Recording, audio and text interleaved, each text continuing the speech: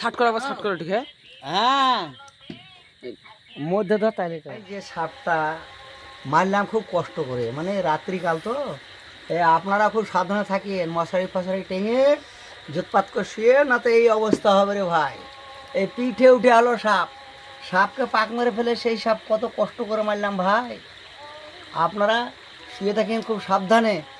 এই বর্ষাকাল প্রচুর সাপ, সাপেরও নাই, সাপ এত কষ্ট মারতে, দেখেন আপনারা কিভাবে সাপটাকে মারা হয়েছে। লে সিন্তল সিন্তল, হ্যাঁ তুলছি আমাদেরকে লে বাড়ি করে। হ্যাঁ শীতল, হ্যাঁ দেখ রে ডালিম কত বড় সাপ মেরেছি, দেখেলে দেখেলে এই তো পিঠে মেহনত হয়েছে সাপ মারতে। তোর নাম কি চাচা?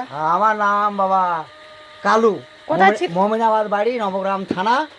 হ্যাঁ এই সাপ মেরেছি, তোমরাও সাবধানে থাকিও বাবা, তা না হলে তোমাদের এই অবস্থা হবে। কোথায় সাপটা ছিল দেখাবো? সাপটা ছিল বাবা আমার এই ঘরেই, ঘরে ঘরে কোনখানে? ছিল সাপ, দেয়ালের মধ্যে। এই যে দেয়ালটা দেখতে পেয়েছেন, এই যে এই দেয়ালে আমি ধাঁধা দিয়েছি।